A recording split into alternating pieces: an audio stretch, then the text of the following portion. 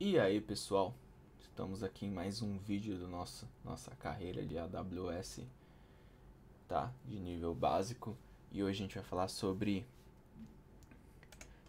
as zonas de disponibilidade, Availability Zones, tá? O que acontece? O que são Availability Zones?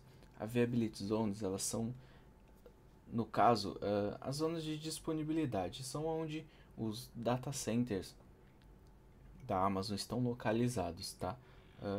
Vamos entrar aqui nas zonas de disponibilidade no site da Amazon. A gente tem regiões, zonas de disponibilidade, zonas locais, tá? Aí aqui tem algumas explicações depois se vocês quiserem entrar nessa parte da documentação da Amazon, tá? Em documentação, Amazon EC2, tá?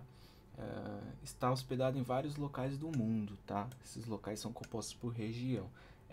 Como eu tinha dito anteriormente nos outros vídeos, é a questão da disponibilidade, né?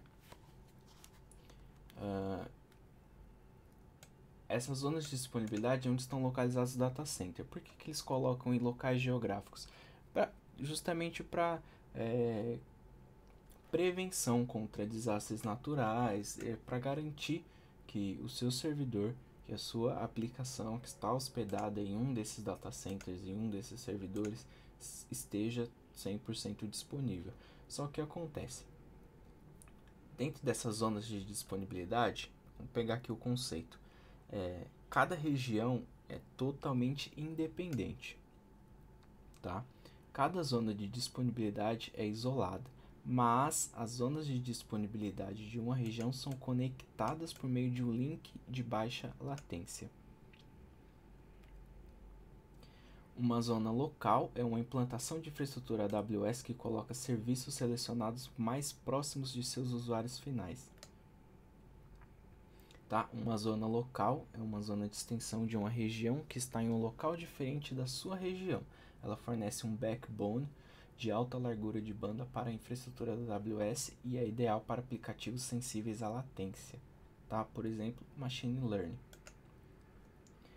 O que acontece? Aqui nós temos, por exemplo, um Availability Zone e aqui nós temos um outro Availability Zone. Elas estão conectadas, tá?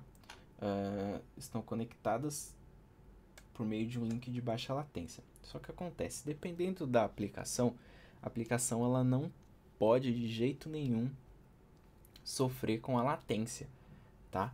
Então, aí para isso, fora dessa VPC, eles criam uma local zone com um link mais potente ainda que o link que já conecta as duas Availability Zones, tá? É isso que eles estão explicando aqui. Justamente para essas aplicações mais sensíveis que não podem sofrer com a latência. O que acontece? Vamos supor que você trabalha, você tem uma empresa aqui, ou tem um sistema, você fornece uma solução aqui em São Paulo e essa solução de repente ela é contratada por uma empresa americana. O que acontece? Por que tem essas zonas de disponibilidade?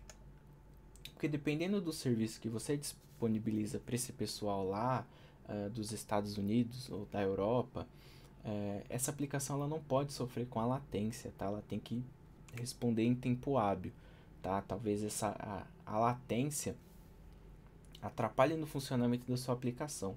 Ou seja, você está aqui em São Paulo e você está disponibilizando uma aplicação lá para os Estados Unidos. Cara, é óbvio que vai ter uma latência maior do que se você estivesse fornecendo essa aplicação para o pessoal aqui em São Paulo, tá? Ou aqui no Rio de Janeiro, tá? O pessoal tá lá nos Estados Unidos, é óbvio que a latência vai ser muito maior. Então o que acontece? A Amazon ela já é segregada, por assim dizer, ela já é dimensionada, ela ocupa vários lugares geográficos justamente para evitar isso. Ou seja, estou aqui em São Paulo, minha aplicação está aqui em São Paulo. Eu posso mover a minha aplicação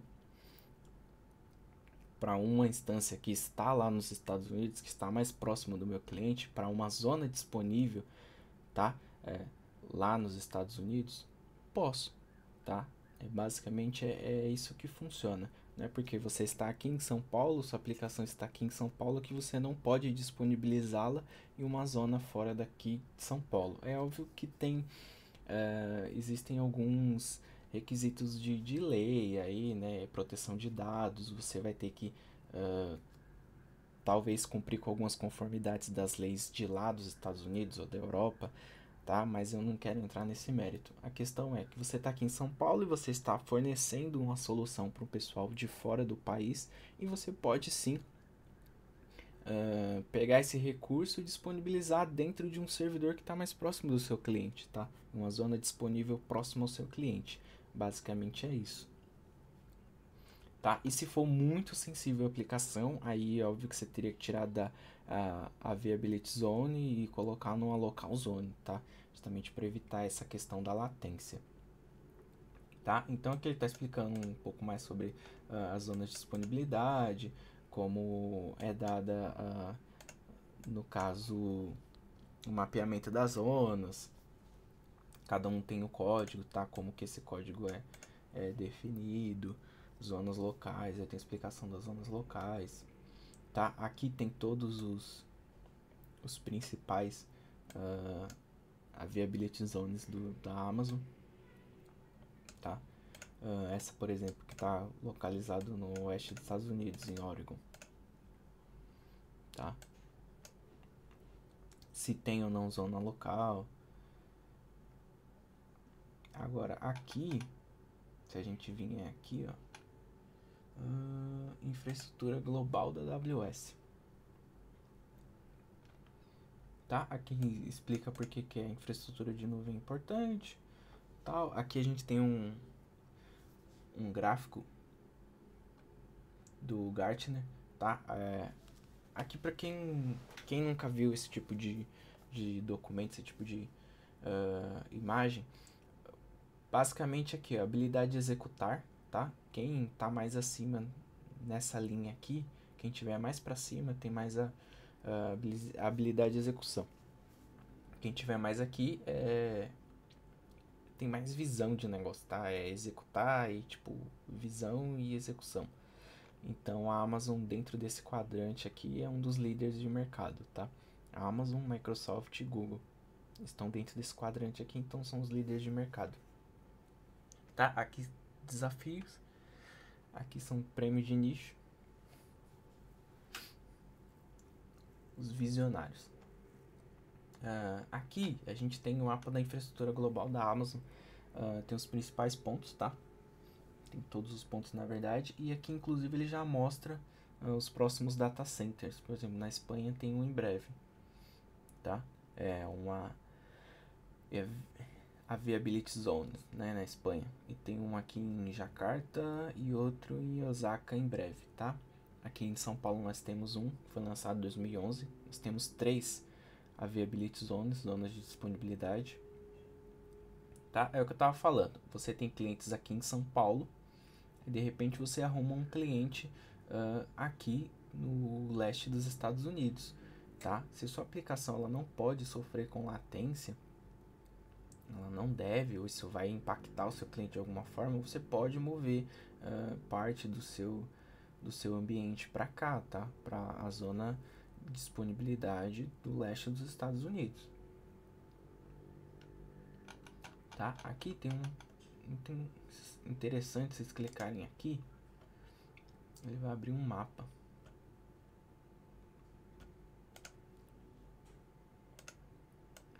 Esse é o mapa global. Esse é o mapa global da Amazon, tá? Então, por exemplo, aqui em São Paulo, deixa eu pegar aqui em São Paulo.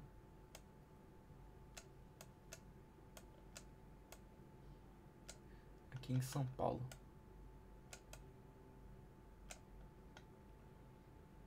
Tá? Esse azul é a zona de disponibilidade, tá? É a Viability Zone. Então nós temos 3 aqui em São Paulo. Nós temos, no caso, uma região, uma local zone, Local zone a gente só tem aqui em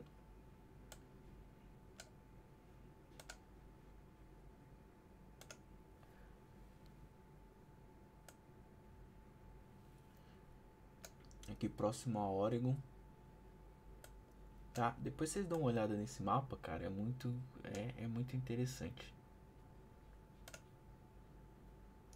Ó, ver todas as zonas disponíveis. A Viability Zones, tá? Os data centers. Ó, tem imagem, você consegue ver bastante coisa sobre os data centers da Amazon, tá? Inclusive a conexão deles. Se liga. Os pontos de presença. É bem interessante. Então, se vocês puderem depois, deem uma olhada nesse mapa, tá? É muito, muito interessante mesmo. Aqui mostra as zonas de disponibilidade. Então, só voltando.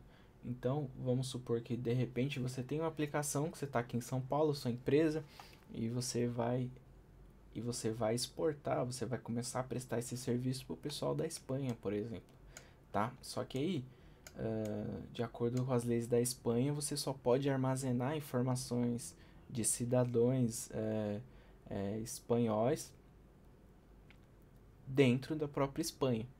Por exemplo, isso pode acontecer, tá?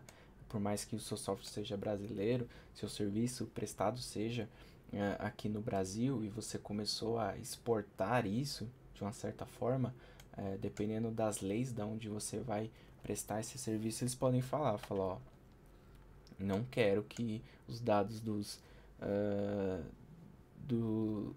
dos franceses não saiam da França. Tem que ser um data center hospedado aqui na França, tá? Então a Amazon permite isso. Mesmo que você tenha aplicações rodando aqui em São Paulo, você consegue disponibilizar em uma zona disponível aqui na França. É óbvio que tem questões de custos, leis, mas isso não cabe agora, tá? Então basicamente é isso que vem a ser a Viability Zone. São zonas disponíveis, tá? Para você estar utilizando, tá? Espero que tenham gostado. Até o próximo vídeo e deixem seu like, comentem aí e até mais. Falou!